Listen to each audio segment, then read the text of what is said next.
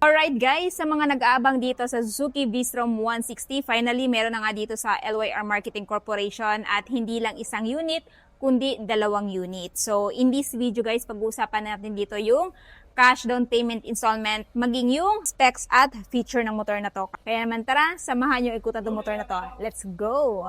At finally, eto na nga guys, yung pinakahihintay nating Suzuki V-Strom 160. First impression, super cool, super ganda. At the same time, akala ko mataas yung seat height niya.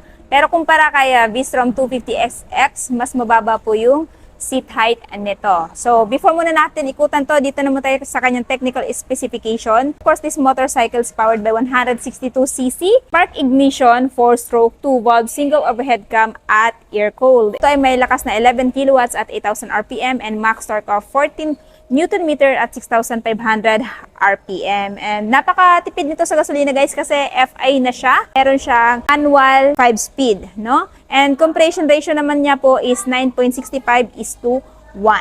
Ayan. So, ito po yung front look niya. As you can see, napaka-modern na po. Ayan, LED na po yung headlight, turn signal, naka-LED na din. At kung mapapansin nyo, ayan, naka-telescopic, naka-ABS na din siya, dual sports na din po yung tire niya. So kahit idadaan nyo po ito sa off-road, hindi na po dulasin yung tire nito. And single disc, naka-dual pat na din, tapos naka-reflector na din. Tapos pagdating sa tire guys, meron po siyang front tire size na 100/80/17. Ayan. And kung mapapansin nyo guys, pagdating sa color combo niya, combination siya ng yellow at royal blue. So glossy type, this one is naka-matte finish. No, ito lang yung sticker dito. Siyempre yung sticker niya ng brand ng Suzuki. Meron siyang sticker dito guys, pati dito sa tail.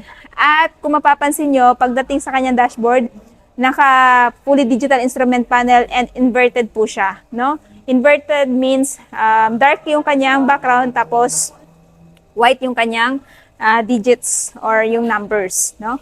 Tapos ito yung kill switch off activated electric start. Ito naman yung kanyang high beam, low beam, pass light, at yung hazard is nandito.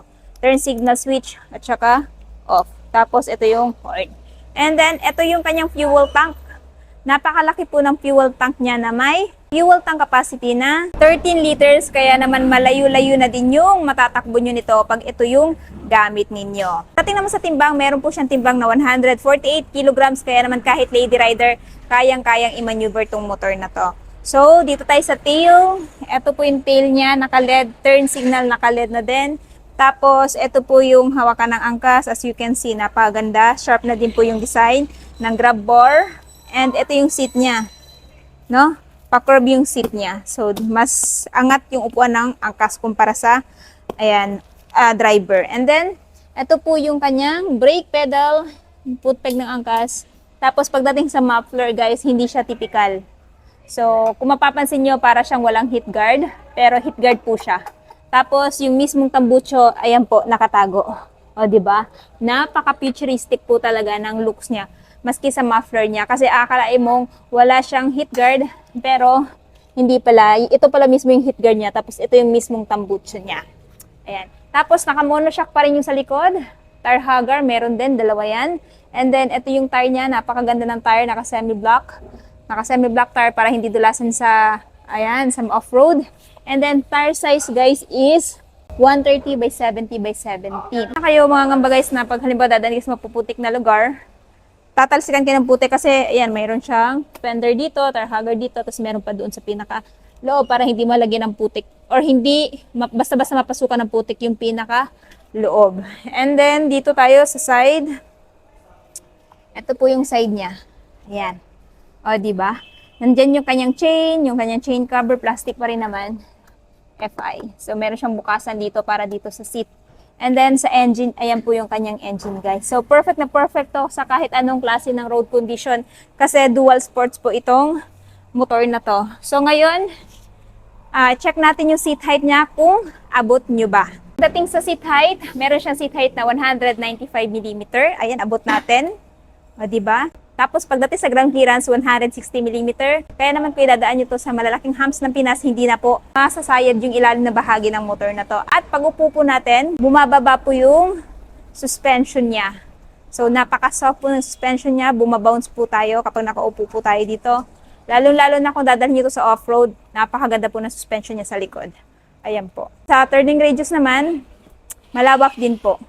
So, kung lady rider ka, tapos ganitong klase yung motor na gusto mo, perfect na perfect to para sa'yo kasi napakaangas po ng pormahan niya at the same time, napakaganda po talaga. Ayan, Stig. Malambot din po yung kanyang grip. Tapos ang kinaganda dito, meron na din po siyang wind visor for better aerodynamics.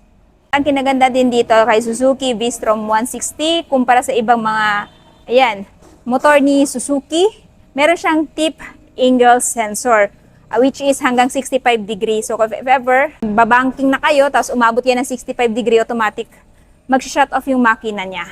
No? Or kapag halimbawa naman, natumba kayo, automatic mag-shut off yung makina niya dahil sa kanyang tip angle sensor. Siyempre, naikutan na natin si Suzuki V-Strom 160 at interested kayo dito.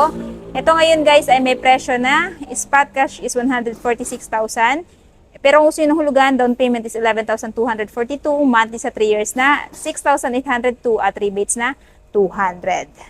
So ayun na guys, natapos na nga natin ikutan si Suzuki V-Strom 160. Ano yung masasabi nyo sa pinakabagong motor na to? Sulit ba siya sa presyo niya? At ano yung katingin niya kung bakit ito yung i-consider yung bilhin ngayong taon? Okay, comment naman sa baba. At syempre, kung bago pa lang kayo sa channel ko at hindi pa nakapag-subscribe, huwag kalimutan mag-subscribe para ma-notify kayo once may bago tayong upload na gaya nito. And also, please follow me on my Facebook page, Instagram at TikTok, Langga Gail. So yun guys, hanggang dito na muna tayo. Ride safe and peace out!